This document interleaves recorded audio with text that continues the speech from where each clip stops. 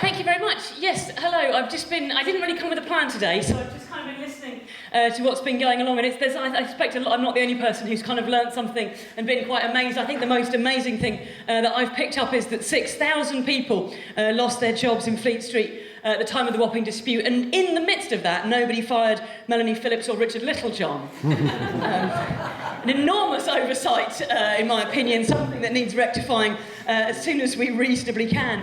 I love being at political events. I was at a rally recently outside Parliament, and I was actually stopped by... I had my megaphone with me, right, because I've got one.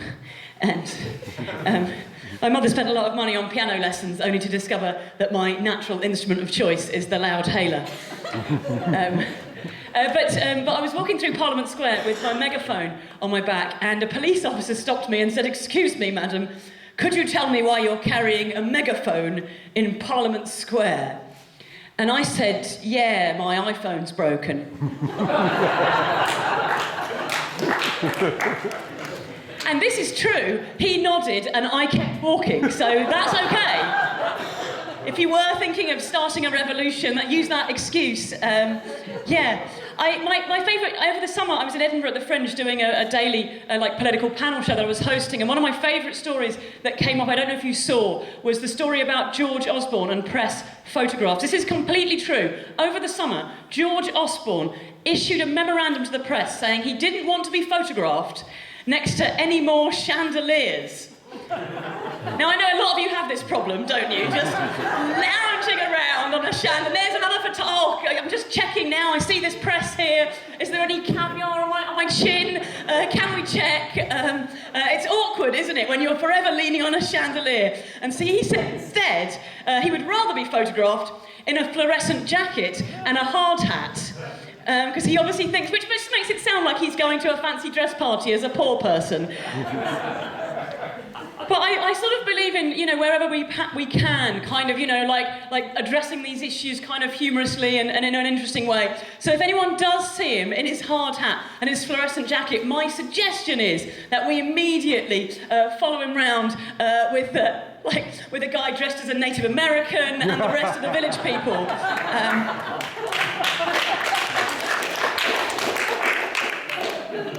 Might stop his little game. So I have this very weird job. For those of you who haven't seen me before, I have this very weird job. I do this for a living, and the other thing I do for a living is I go on TV and radio shows and argue with people. About once a week, the BBC ring me up and they say, "Hi, Kate, we've got a racist in the studio." And I'm like, that's kind of your problem, isn't it? That's what doors are for, that's what boots are for, bang, I can solve that. Well, would you like to come in and shout at them? Well, okay, I guess so. And they do mix it up, to be fair to the BBC, which is more than they ever do to us. They do. Sometimes it's a racist, sometimes it's a sexist, sometimes it's a homophobe, sometimes Mr. Clarkson's not available. Can happen. And incidentally, sort of because we're talking about Wapping and this kind of stuff, I also, and this is not, there's no jokes here. I also am quite involved with Hacked Off and with the hacking inquiry, only because, like so many other people, the press have been lying about me over and over again. In particular, the Telegraph. And then I've got about 4 cases outstanding with all sorts of nonsense that they've spread about me. Most perniciously, an article they wrote claiming that I can't sell any tickets because I'm not very good, which is just like... And they based this on the data they collected from a show I was doing that was free. Now, you might have seen the obvious flaw in counting how many tickets were sold to a free show.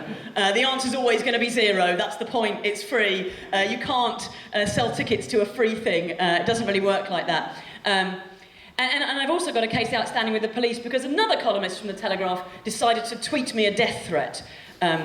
Which you would think was something could be dealt with, but apparently the police have no idea how to respond to such matters. And usually, if I'd said these things on stage, usually what I would do now is kind of go on and talk about internet abuse and this kind of stuff. I was on Sky News, and they asked me to go on and talk about harassment in the workplace, and I said, okay, sure.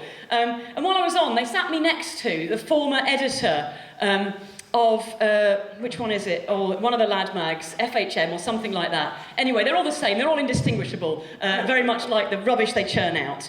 And halfway through the discussion, I tried to interrupt him because he was talking bollocks. And so to quieten me, he grabbed my arm and I said, "Don't touch me, please," because I didn't want to be touched by Piers Hernu from FHM. And Sky News have now run this as a separate story, as if this is news. Like, outraged feminist tells man not to touch her, as if this is news. As if there is something groundbreaking about a woman going, "Could you not touch me?" As if that somehow is a story. We've reached a point in the 21st century. What?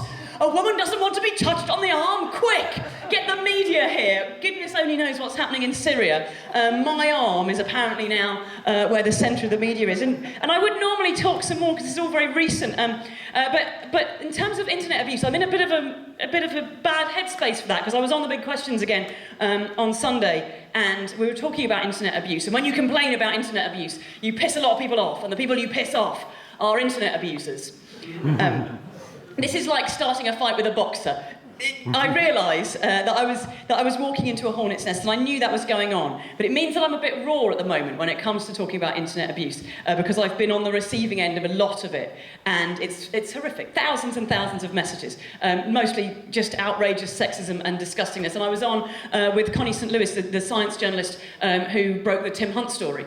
And she, I kind of knew what I was getting into. I've been on that show before, I've dealt with these people before, and I knew there was going to be a tsunami of internet abuse. She had no idea what she was walking into, and so I met up with her this week to see how she was getting on, and she showed me some of the messages she'd had. And I mean, I'm getting all the sexism as usual, and because she's black, she's also getting pictures of monkeys, stories about lynchings, like the most horrific things that I haven't even, I mean, so I'm totally not going to do that bit of material about internet abuse, because right now, it doesn't seem funny to me. It might even to you, but it doesn't to me. So I thought, what should I replace it with? And I've got a bit of material about dog poo that seems appropriate. While we're on the subject of the media in general and the press and all that sort of stuff. A few weeks ago, a friend of mine asked me to look after his dog. And I said, sure, look after his dog for a few days. And as he was leaving, he said, "Are you all right with the poo?" And I said, yeah, I know, right, some people are a bit squeamish, but I'm fine, it's not a problem. Just get a little plastic bag, don't you, and pick it up. And he said, "Oh, little bit of advice, Kate, if you're doing that. Just pop the bag over your hand, pick up the poo, and turn the bag inside out." Right, and that is wonderful advice, isn't it? But only if you honestly believe I might have attempted any other method at all.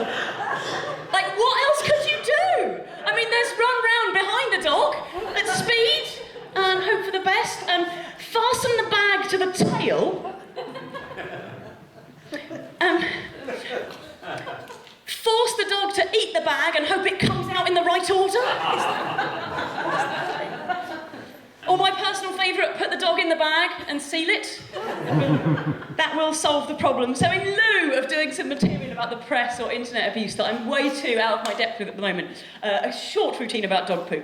I mentioned the guy from the Telegraph who sent me this death threat and the police doing absolutely nothing about it. I should be fair, this is London police, this is Stoke Newington police. I once received a death threat while I was on a train to Shropshire, and the West Midlands police did a lovely job and were really polite and respectful and sorted it all out straight away. So I'm not necessarily mad at the police on the whole, but my local police station really are spectacularly useless on a level that I would make me too angry. So I'll tell you instead a sort of a vaguely related anecdote that may not seem obvious. I do a lot of this going on TV and radio, arguing with people, very serious stuff, and then I do my comedy shows. Occasionally I do something very, very silly, a bit more fun. And a couple of years ago I was on a reality TV show that you may or may not have heard of, called The Bachelor. Does anyone know The Bachelor? Yeah, you see those of you shaking your heads, I respect you more. You've done well to miss it. It's awful. It's a terrible show. It's a show where they get an eligible bachelor, and then these women compete to win a date with him, basically, is what happens. And no, some of you are looking at me, no, I was not one of the contestants. They pick women under 40 who wax. I'm grossly underqualified on both counts. They did an episode where these women put on a comedy show to try to impress this guy, and they asked me to go and help these women write a little comedy show to try and impress this, inverted commas, eligible bachelor. And actually I quite like the idea of the women doing comedy and the men laughing, because I'm very bored of TV comedy shows that can find a million straight white male stand-ups and don't seem to be able to find anybody else, or else that they've got sort of one woman at the end of the row, and they sort of ask them all the questions. What do you think about economics? What do you think about education? What do you think about healthcare? And then they go, oh, it's a question about sex. Hello, how are you, lady? Do you know about sex? It's just so cringeworthy and infuriating.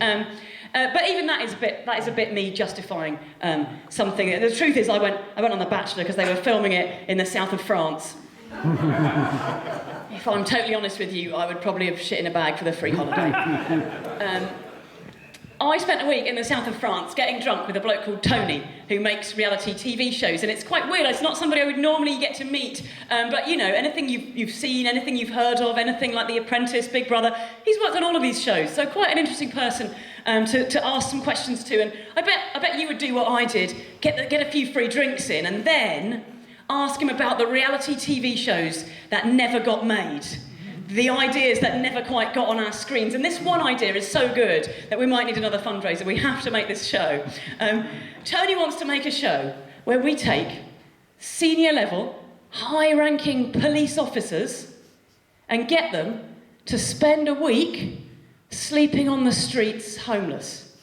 Right, that is interesting, right? I want to see that. I want to see, they'll find out what it's like to be ignored and abused and hassled and hounded and very often moved on and bothered by the police themselves. I would definitely watch that show. That would be awesome. But mostly, I would watch that show because Tony wants to call the show Pigs in Blankets. Thank you very much.